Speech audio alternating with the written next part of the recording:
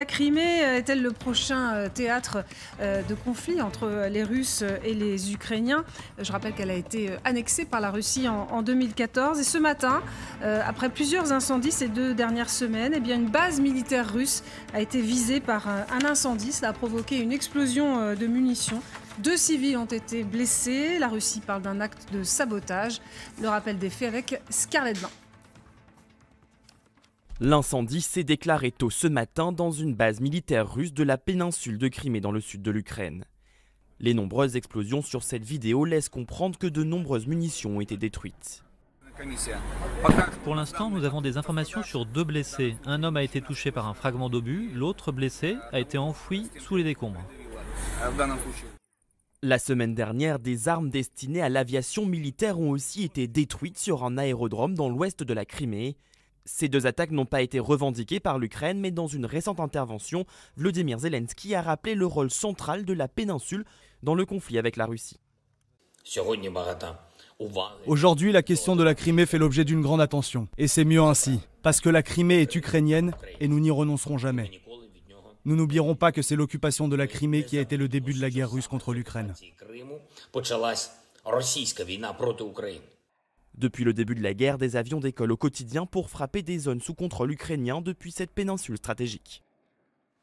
Nicolas Tenzer est toujours avec nous. Est-ce que la guerre est en train de se déplacer? Il y avait le sud côtier de l'Ukraine, il y avait le Donbass.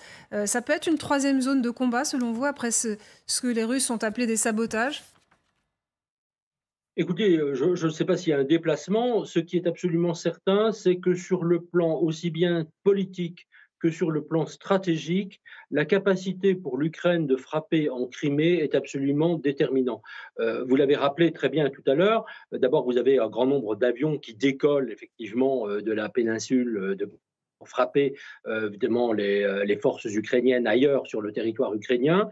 Donc c'est déterminant. Sur le plan politique aussi, il est clair que ce qu'on appelle, c'est dans la parole de l'ensemble des dirigeants européens, l'intégrité territoriale de l'Ukraine qu'il faut préserver et qu'il faut évidemment reconquérir, ça inclut la Crimée. C'est ce qu'a rappelé tout à l'heure le président Zelensky, la Crimée est ukrainienne. Donc il n'est pas question de penser que l'on pourrait, ce que certains avaient imaginé dans d'éventuelles négociations, laisser la Crimée à la Russie. Et donc le fait que l'on puisse viser la Crimée, ce qui signifie de la part des Ukrainiens reconquérir cette péninsule annexée illégalement en 2014, c'est tout à fait déterminant pour le moral des troupes ukrainiennes, de la population ukrainienne, du gouvernement ukrainien. Et donc c'est un signal extrêmement fort qui est envoyé non seulement à la Russie, mais aussi au peuple ukrainien et à la communauté internationale.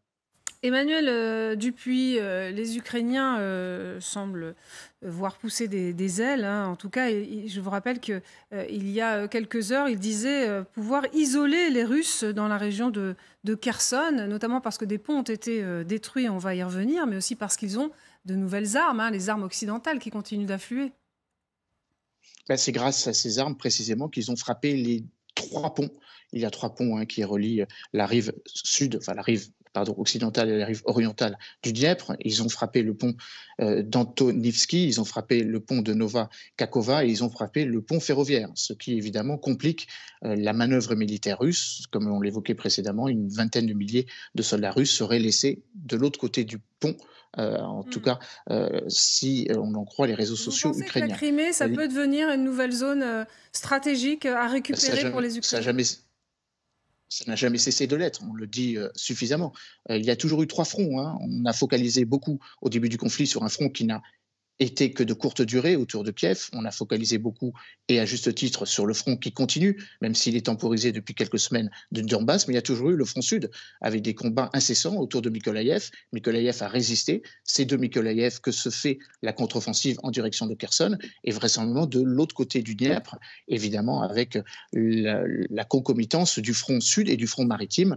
Les forces ukrainiennes ont frappé grâce à des drones TB2 Bayraktar fourni par la Turquie, le quartier général de la marine russe à Sébastopol. Et on l'a vu, donc votre carte le montre bien, le 9 août et ce matin, de nouveau des dépôts de munitions avec des cibles très très spécifiques, puisque dans la ville de Jankoï dont il est question, c'est un hub ferroviaire effectivement qui permet d'isoler encore plus les forces russes de part et d'autre de la ligne de front.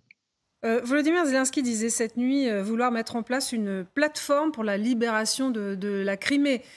Est-ce que ça veut dire qu'il y a des objectifs concrets derrière? Et encore une fois, se pose la question, il n'y a pas eu de combat jusqu'à présent en Crimée. Est-ce que ça peut devenir une zone de conflit? Alors, il faudrait avant tout que la partie qui sépare les forces ukrainiennes et la Crimée soit libérée. Vous disiez tout à l'heure que la Crimée, c'est l'Ukraine. Je rappelle que Kherson, c'est aussi l'Ukraine. Donc, le premier objectif, c'est de d'abord libérer Kherson pour ensuite, éventuellement, libérer militairement, et pas seulement à travers des frappes que l'on voit de plus en plus incessantes, mais qui sont pour l'instant marginales. Maintenant, la vraie question, c'est est-ce que les forces ukrainiennes en ont la capacité? Oui, car les missiles que les Américains se sont finalement décidés à livrer aux Ukrainiens ont la capacité de cette frappe. Et forcément, si vous brisez un peu plus la protection autour de la Crimée, vous allez vous approcher de l'objectif. Et donc forcément, avec la capacité de rayon d'action des armes dont disposent les Ukrainiens, 70-80 km pour le système HIMARS, quarantaine de kilomètres grâce à l'aviation de 155 mm, notamment les canons César que la France a livrés, forcément, il peut y avoir un nouveau front, comme vous l'évoquez. Mais je crois que nous n'en sommes pas encore là. Il faut d'abord libérer les abords de Kherson. Vraisemblablement, c'est ce que Volodymyr Zelensky appelle de ses voeux quand, il y a quelques jours, il a appelé à la constitution d'une armée d'1 million de soldats, donc de volontaires, appelant à ce qu'il y ait une volonté de la part de ces citoyens ukrainiens de porter le fer également autour de la péninsule de Crimée. Natalia Kochubé, les Ukrainiens ne renonceront jamais à la Crimée? Pardon, Volodymyr Zelensky dit la Crimée est ukrainienne. Est-ce que les Ukrainiens peuvent renoncer à la Crimée dans ce conflit où déjà il y a la mobilisation des troupes dans le Donbass et dans le sud? Non, je dirais que l'esprit des Ukrainiens est très combatif. On dit en Ukraine, tout a commencé par la Crimée, tout se terminera en Crimée. Donc, pour l'Ukraine, il faut récupérer tous ces territoires. Le président est là pour garantir la souveraineté de tous les territoires, l'intégrité des territoires ukrainiens. Donc là, ces frappes, ce sont des choses tactiques qui s'opèrent au sud pour libérer Kherson, qu'on ne va pas laisser aux Russes, bien sûr. La Crimée, tout ce qui s'est passé, bien sûr, a donné plus de morale et de courage aux Ukrainiens. Est-ce que, Margot Haddad, vous nous disiez tout à l'heure, me semble-t-il, que les Ukrainiens avaient peut-être des soutiens en Crimée pour pouvoir mener ces actions? Encore une fois, les Russes parlent d'actes de sabotage. Pour le moment, si on en croit les preuves qui sont à l'ordre du jour concernant cette frappe ou explosion, selon les Russes, de cette base aérienne en Crimée de la semaine dernière. Déjà d'une, il y a eu des vidéos et il n'y a pas eu un missile, ça se voit tout de même, et il n'y a pas eu de vidéo à proprement parler d'impact ni de missile. Donc déjà, première preuve sur le côté. Deuxième chose, vous avez le Pentagone qui annonce au New York Times qu'il ne s'agit pas d'une arme américaine qui aurait frappé justement la Crimée et cette base aérienne, sachant que les HIMARS seraient vraisemblablement la seule arme auquel on pourrait penser qui aurait pu avoir cette portée pour frapper la Crimée et pour que les forces ukrainiennes frappent un autre terrain loin des lignes de front. Non mais là, à l'origine, on a le détail, c'est un incendie qui ensuite provoque une explosion, en tout cas pour c'est ce que disent les Russes. Une explosion d'un dépôt. C'est ce que disent les Russes. Ouais. Mais juste après, les Russes disent que c'est une explosion de munitions à l'intérieur de cette base aérienne. mais on n'a pas le détail à proprement parler de exactement ce qui s'est passé. Les Ukrainiens ne revendiquent pas. Vous avez juste Volodymyr Zelensky qui, à la suite de cette explosion ou de cette frappe, dit concrètement qu'il y a eu que la Crimée appartiendra toujours à l'Ukraine. Donc c'est un message subliminal comme quoi il y aurait potentiellement des forces en Crimée qui pourraient faire usage de la force pour des missions de sabotage.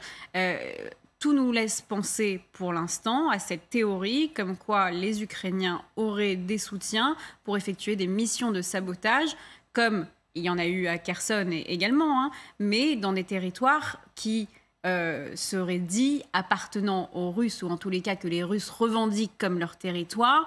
Il y a eu également des actions, notamment à Belgorod ou à Bryansk, qui sont aussi des territoires russes. Et à ce moment-là, on n'a pas eu de communication claire non plus sur ces attaques-là.